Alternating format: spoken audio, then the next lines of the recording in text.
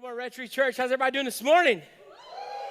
Woo, man, do you love songs like that are just like so, like, you just like, man, I'm a very expressive type person. And so, I want to be careful not to go like too far in my expression because I know sometimes it's like, this is one of those weird churches, right? Like you've all been to one of those weird churches before, anybody?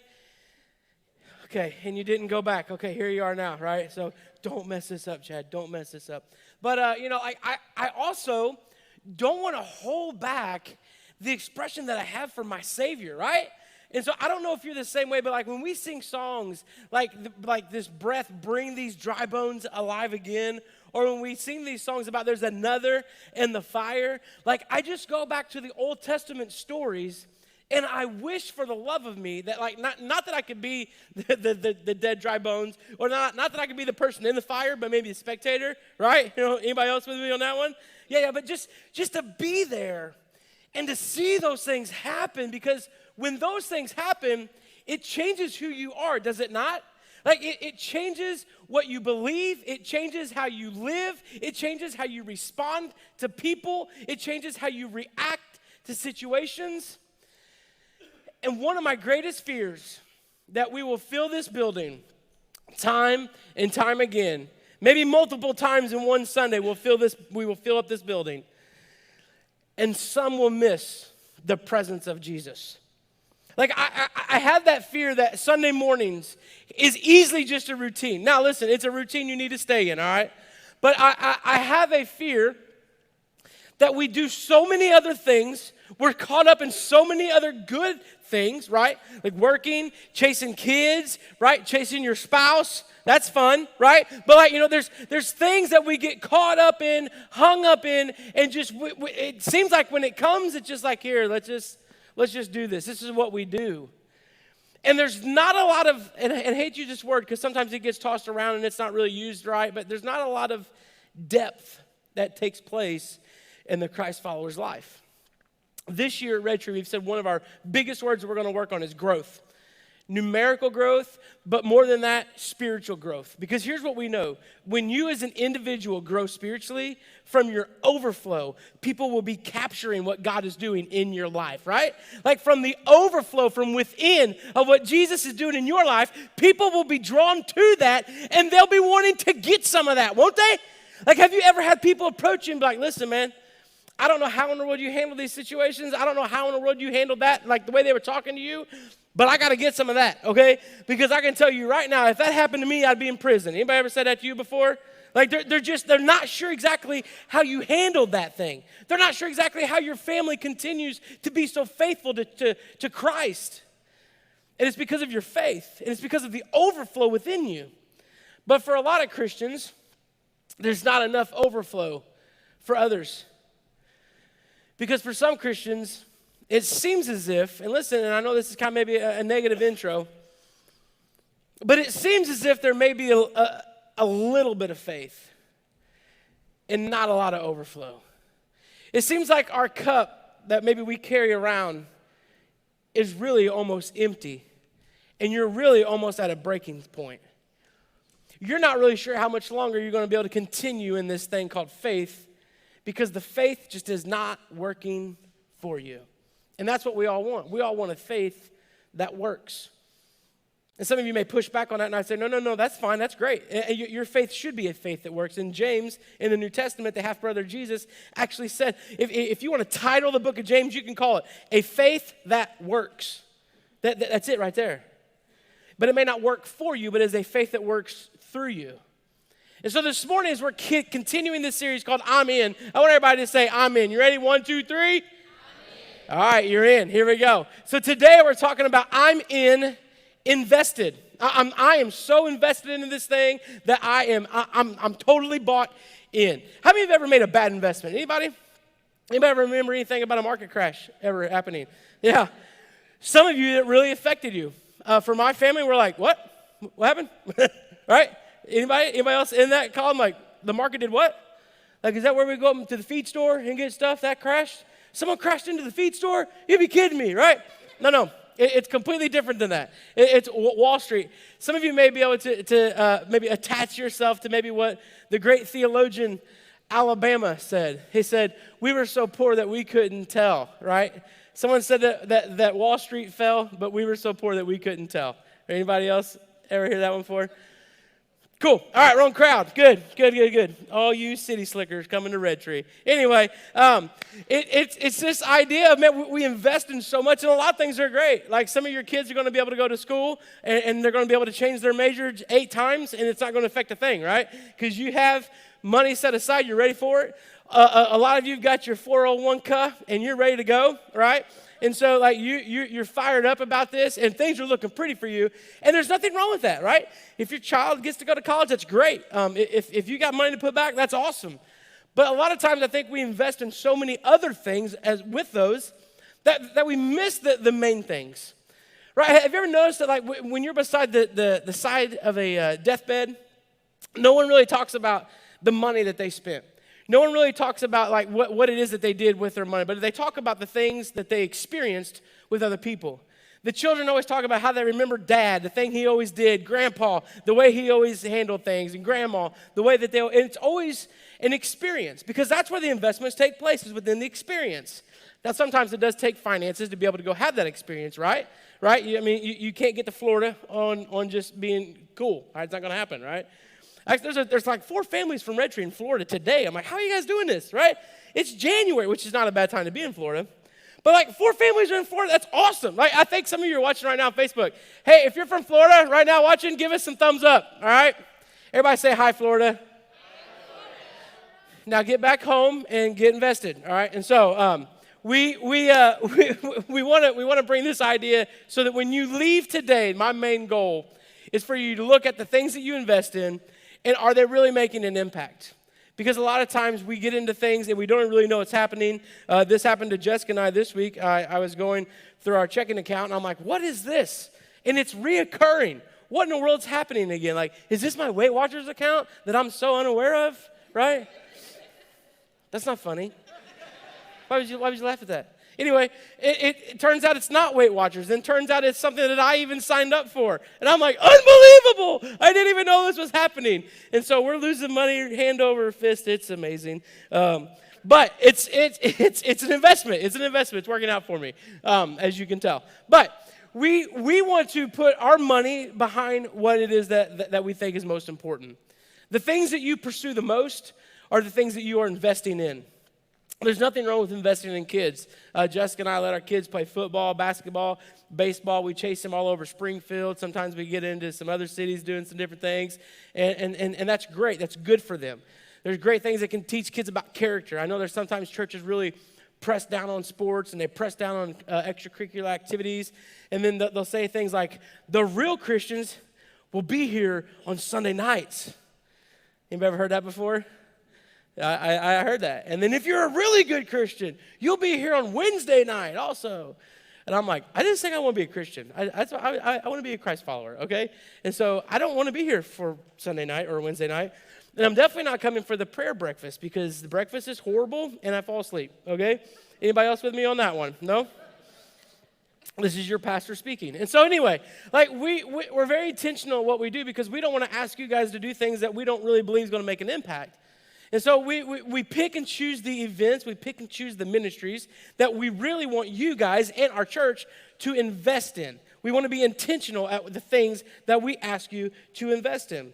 And so that's why we established a long time ago that we want to create a space that unchurched people want to attend. We want to create environments and atmospheres that unchurched people want to attend, right? And so that's why we did the glow-in-the-dark Easter egg hunt. Anybody ever heard of the glow-in-the-dark Easter egg hunt from Red Tree? How many of you ever experienced the glow-in-the-dark Easter egg hunt? It is nuts. We had 5,000 people show up at the last time we did one. So we're like, we got to call this off, right? This is crazy. But it was such an awesome opportunity for our church because we were building a bridge into our community in a very easy way. People said this all the time. Do you think we should set up like prayer tents? And do you think we should set up like stations with the Bible? And do you think we like, no. Here's what we should do. We should go out and we should love people well, no strings attached, right? I mean, they know we're a church. So if they come to us and say, hey, will you guys pray with us? We're going to tell them, absolutely not. We will not pray with you tonight. Come on Sunday morning and then we will pray with you. No, we're not going to do that. We will absolutely pray with you. We want to share God with you. But we want to do it in tangible ways that are showing people that we love them. And so now we're looking for new opportunities and ways to do that so that we can invest into our community. The last 2 years, we have really taken our missions and pushed them through the roof. We've tried to do more and more missions, whether it's helping people fight against sex trafficking, whether it's helping organizations down in New Mexico, whether it's helping drill some wells in Africa, wherever it may be. The things that we do is we are trying to invest into other opportunities so that we can raise awareness of who Jesus is. And so, real quick, if you give to Red Tree, if you tithe to Red Tree, you get to be a part of that. Like, isn't that awesome? Your money that you give is going to help further the kingdom to reach into other people's lives, right? That is amazing. I don't know about you, but I personally have never drilled a well. Have you? Anybody ever drilled a well before? Any well drillers in here? I don't know if I can trust the hand that went up. I'm not sure. But anyway. But listen, here's together. All of us together that did give, that did tithe, if you didn't, you missed out on a really cool opportunity. But if you did give, you drilled 2 wells to where people were not having water. I've had a monster already this morning, and people haven't had water, right? I mean, tell me how we're blessed. Tell me how we have so many. I've had a piece of Casey's pizza and a monster, and that's all that I'm telling you right now, all right? I mean, my morning has been great. But if you look at my situation, I can easily tell you why I don't have what I have. Like, right? I don't have my bass boat. I don't have my four-wheel drive truck anymore. I'm not going to talk about that. But, you know, like, we can all talk about the things. And here's something else really cool. If I were to ask you, how many of you here are rich? Nobody would raise their hand because it's like, well, that would make me arrogant or cocky, or maybe somebody would shoot me. I don't know. Right? But if I ask you this, how many of you know somebody that is rich? All of us are like, oh yeah, I do. I know people are rich. How many of you do know anybody that's rich? Like you think you know someone that's rich? Just raise your hand real quick. Anybody? Anybody know somebody that's rich? Yeah. And here's the deal. If we would go over to a different country that they live $2 a week after they've worked so hard, you would be the rich people that they would speak of, right? Like if I were to ask them, hey, how many of you know anybody that's rich? They would look at me and they would go, short, chunky, white guy has to be rich because he's chunky, white guy, right? I mean, seriously. It's all in how you perceive it. It's all in what you think you are. And this isn't like a name it, claim it type series or sermon because that's not biblical, that's not gospel. Jesus never said to do that. And that's what we want to do. But it's about what you really truly do with what God's already given you. It's about how are you investing, how are you being good stewards of the finances and what God's already blessed you. Now listen, I can tell you guys this right here, right now. I'm going to share some information with you about Red Tree, okay? This is breaking news. Don't tell anybody. We'll just keep it here and on Facebook. All right, so we have never, ever made budget at Red Tree Church in 7 years. No cheers. Okay, great. This year alone, we only were about $5,000 short of making budget this year at Red Tree Church. Hang on a second. Maybe you don't understand this. Prior years, we had lost about $65,000 a year. Yeah. Some of you are like, so how are you guys going? Like, we don't know. We keep showing up and God keeps doing things, right? And that's why we keep the heat low, right? And so if you bring more people, it'll feel warmer in here. So that's on you. And so, but like the way that we have structured ourselves, the way that God has blessed Red Tree, we cannot explain it. I promise you, I sat down with my leadership team every month or at the end of every year, especially, they are so nervous. They're like, dude, what are we going to do? I'm like, we need to invest more into what God's doing. And they're like, maybe you don't understand how money works, Chad, right? So here is where we are, and here's where we're giving. And there's like a gap right here. I'm like, you wait till God shows up and shows out. This year, we only lost around $5,000. That is unbelievable. Like, it doesn't make sense, because here's the other thing that they tell us. Young churches will never have enough money to make it past their 5-year anniversary, right? That's what they say. If you are a young church, if you have young families, you will not make it past 5 years, because you will have to dissolve and give everything away. We celebrated our 7th year last August, and we have got money in the bank. Nah, whatever. And you know why we have money in the bank? So that we can invest it into the kingdom. And listen, if you're just going to grab that clip and share it on Facebook, I hope you get diarrhea really bad. But God is doing some awesome things at Red Tree. Like, lives are being changed. People are coming to meet him. We are working on discipling. We are working on growing each other individually, seeing families changed, because we want to invest in what matters most to God, and that's people. That's people. We can do Red Tree Church anywhere. If someday we get the opportunity to leave this place, if someday we get the opportunity to purchase this place, I don't really care. I just want us to all go and meet at the same place and reach more people and watch people come to meet Jesus. Anybody else want to share that vision with me? Anybody at all? Anybody else? Okay. 10 of you are going. The rest of you, I got some great churches I can tell you about. Man, we got some good ones in Springfield, right? Don't quit going to church. Stay plugged in. But you should probably come to Red Tree. Now, anyway, today, I want us to look at 1 Timothy chapter 6, because this is an awesome picture of discipleship. Paul is the individual who writes this, and he writes it to a young man named Timothy, right? And so Paul wound up discipling this guy named Timothy, who was young in faith. He was coming on strong. He wanted to make an impact. He was going to be a pastor. He was going to be a leader. He was going to teach people about Jesus and learn to disciple them.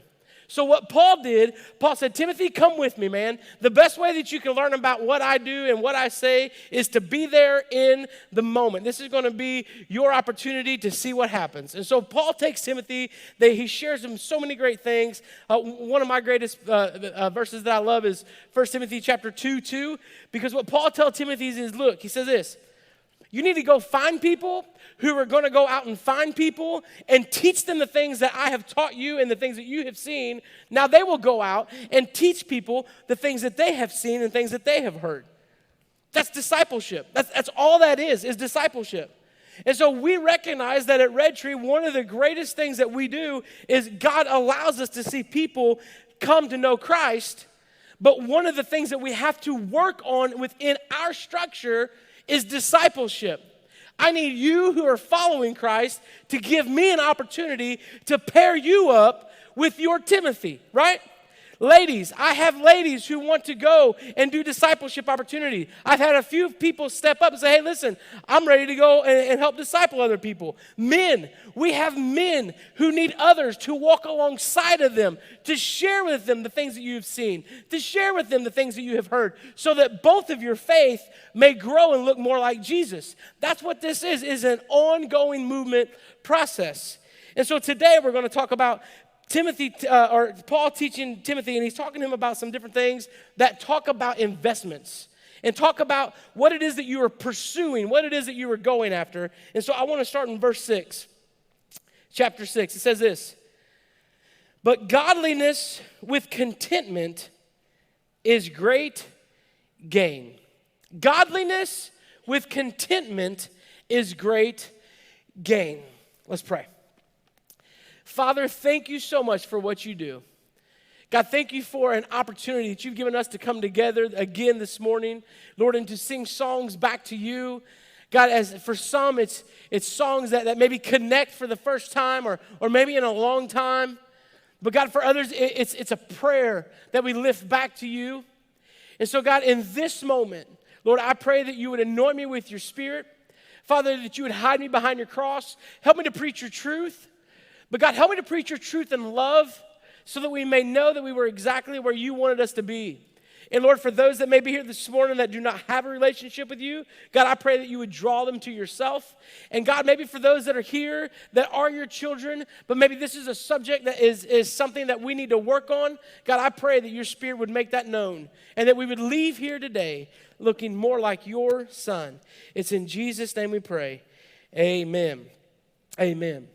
So Paul tells Timothy the very first thing right out of the gate, listen, godliness is great. You should have godliness. If you're going to go out and tell people about Jesus, you should have godliness. But he says this, you need contentment with that godliness. See, if you'll go back a couple of verses in this same chapter, the thing that's happening is some pastors, some leaders who are using religion so that they can make money or profit off of those that are out sitting in the seats that they're speaking to, or those that they're leading. Never heard of that before, have you? Yeah. And so there's not a lot that's changed. And so what Paul is telling Timothy, godliness by itself is not a good thing. Like, you need to learn to be content within your godliness. Like, because if you are not content, you will stretch and you will stretch and you will give and you will pursue to where eventually your godliness will not look like very godliness to anybody else, and you'll even question it within yourself. And I think it's true today. All of those things still happen within us. And then verse 7 and verse 8, he continues on. He says this, for we brought nothing into the world, and we can take nothing out of it. But if we have food and clothing, listen, those are the things. If we have food and clothing, we will be content with that. And we would say, no, absolutely not, right? Food and clothing, and we're supposed to be content with that, Paul? Have you lost your mind, right? Like, how many of you ever remember seeing a TV that looked like this right here? Go ahead and throw this picture up. That right there. Anybody ever have one like that? Go ahead and raise your hand. Yeah, we're going to date you real quick right now. Yeah. Some of the younger ones are like, what is that? Like, what happens? Is that how do you, does it, what?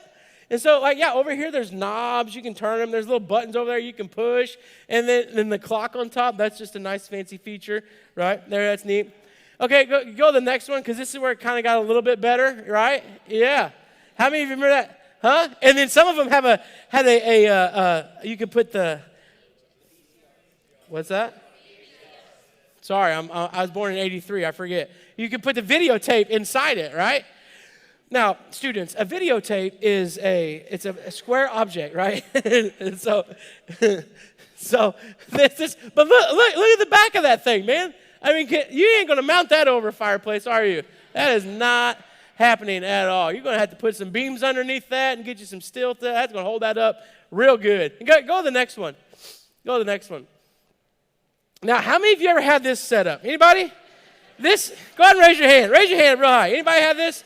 Yeah. This is your old TV holding up your new TV, right? All right. Anybody? Go ahead and hold it up. Anybody have that? Yeah, man, we had that in my house, and it was awesome. And then how many of you had parents that said, hey, go out and turn the antenna? Anybody? Yeah. And I'm like, there's a foot of snow outside, Dad. And he's like, well, I got to watch my 10 o'clock news. Like, whatever. We watch the 6 o'clock news, and it's the same thing. Anyway, dysfunctional families. But this was a really nice setup back in my day growing up. We were so excited about this. And then even at one time, me and my buddies, when I moved out, actually I lived by myself for about a month before I got married. And so what we did is we took one of these TVs on the bottom and had another TV just like it on top of it, because we didn't know what to do with the one that went out. So we're like, we're just going to stack them up high, right? And it looks cool, but you can't get both of the screens to work. Now, we used to be okay with that until we became aware of something else, right? And here's the deal, you didn't even know that you could have anything different until you went to a different subdivision, and then that house had that one thing, right? And you're like, why would you put granite on the countertops? You don't know. Oh, no, it's so cool. You can slice chicken right on top of the granite countertops. It is just fancy like that, right? You don't have to worry about it. Well, now we all have salmonella poisoning, so that was awesome, right? Yeah, but you can put marble, you can do this, you can put these things up here. It's scratch resistant. You can take a hammer and they'll beat the fire out of it. Look, it didn't hurt it at all. Like, well, you chipped it. Does that count at all? Nope. But you didn't even know about these things until you went somewhere and you became aware of what it was, right? Some of you are like, I didn't even know you could have underwear drawer warmers, right? It warms them before you put them on. This is fantastic. Some of you are like, what is that? I'm Amazoning that right now. I got 4 of them coming my way, right? I don't know if that's true or not, so please do not Google search that. Okay, so, but now look at this last TV. This is one of the new things coming out, and babe, I want one so bad. I want one so bad. She is rolling that TV up off the wall. It is paper thin. Can you imagine how good the Dallas Cowboys would look on that? Man, but I mean, like, awareness, I won't be able to watch them until next year. That's all right. And I get all the jokes. I'm going to have to go get me one of those old TVs that I can put my whatever, video inside there because that's our highlight reel, blah, blah, blah, blah, blah, whatever. Anyway, see, you're making this personal, and it needs to be about Jesus, so stop that. This TV is phenomenal. Like, you can roll it, you can bend it. It is so crystal clear. And like the QLED 4K, like, did you know not very many people that you can get TV from even offer 4K? Sorry to mess up your cell on your TV, right? You can watch the Nature Channel, and that's it. That's all you got. But, right, it's so complicated to try to figure these things out because you did not know what you could get until you were aware of what was out there. And then once you became aware, you had to have it. Watch what Paul says, because he tells Timothy, this is a very slippery slope, man. It's great to have godliness, but you have to have contentment within it, because if you do not, you will do things that you wish you will not have done. And then look at verse 9. This is what he tells them. Those who want to get rich fall into temptation and a trap, and into many foolish and harmful desires that plunge people into ruin and destruction. Paul's telling him, look, man, I know you're young. I know you're growing up. I know you're going to have things like later. You're going to have newer opportunities. But Timothy, stay focused. Timothy, you don't have to have everything. If you try to pursue all these things, it is a slippery slope. Timothy, you've got to be careful, man. Make sure you are investing. Make sure you are pursuing the things that matter most. And Timothy continues on. He continues to do ministry. And then look at verse 10. For the love of money is a root of all evil. Do any of you love money? It's just a simple question. Like, do you love money? And almost everybody in here be like, the answer is no. Don't raise your hand. Don't just say no. Just say no. Well, I mean, like, because love is interesting. Like, at one point, like, when you were dating, you were in love, you did foolish things, right?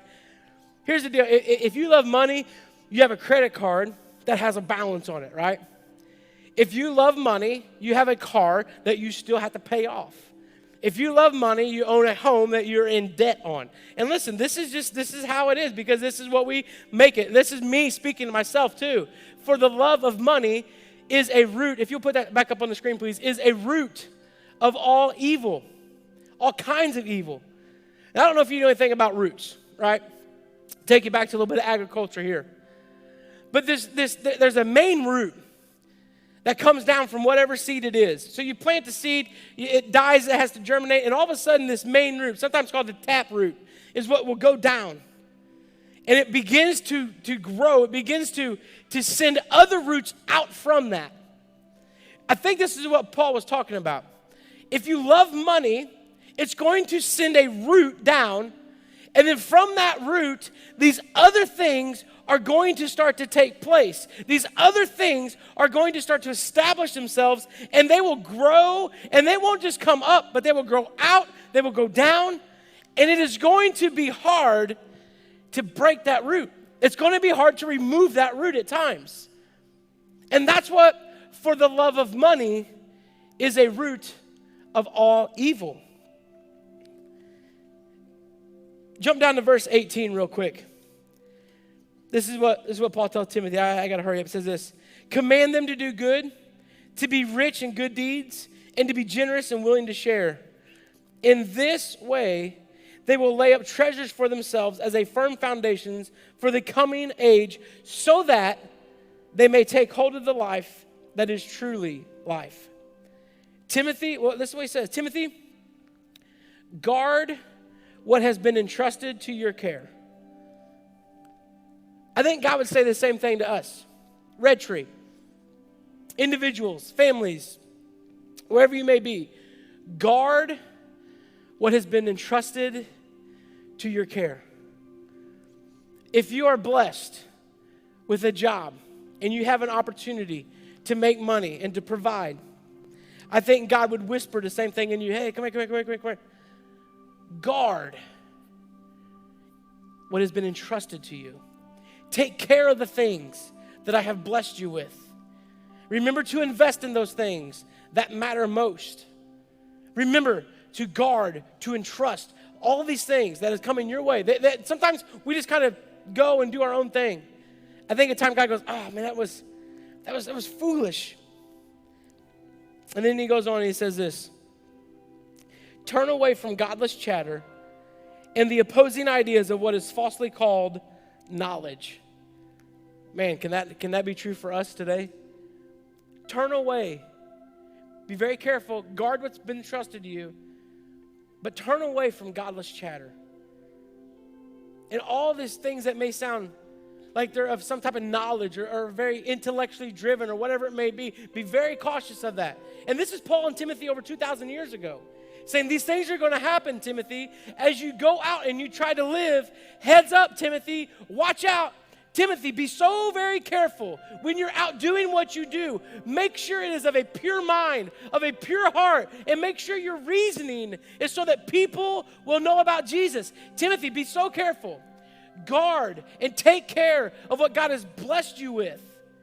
He has entrusted you with those things. And then verse 21, which some have professed and is so doing have departed from their faith. And then Paul ends it this way: grace be with you all.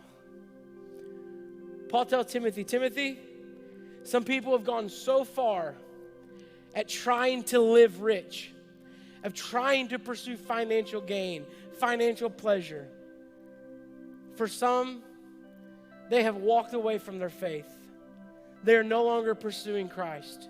Now, I wish I could give you a greater understanding of what that exactly meant. I wish I knew exactly what Paul said that this means as far as faith and salvation and things like that. But all that I can tell you is exactly what it says. As Paul says, Timothy, be very careful. You're going to be blessed. You're going to be provided opportunities. You better make the most of them when they come your way. Now, I don't give this talk this morning and say, man, we need to give more. We need to raise up a bunch of money right now. Because last November, this group of people, you guys gave over $40,000 on one Sunday to help us get back to the point to where we feel confident to move forward in what God's doing. So that's not what this is. This is so that you will be able to hear what Paul told Timothy. You know what? We better guard and take care of what God has entrusted us with. As the church, we better guard our theology. We better guard the doctrine. We better guard the teachings of Jesus. We better make sure that we're constantly pursuing Jesus. Let's not get caught up in material possession. Let's make sure that we do what God is calling us to do. So what does that mean for you individually? Like, what does that mean for your family? Maybe some of you are getting ready to make a financial decision, and here's my plea to you. Do not do anything unless you've asked God. Don't do anything unless you have asked God. Do not get out in front of Him. Let Him move. Let Him move you. Guard what you've been entrusted with. Take those things serious. Don't worry about becoming aware of what the next thing may be. You don't have to have it. Don't be so worried about, yeah, but this happens and this happens. I just want this, I want that. Some of you have been in those situations and it cost you. I've been in those situations and it cost me. Those are lessons you learn and you move forward.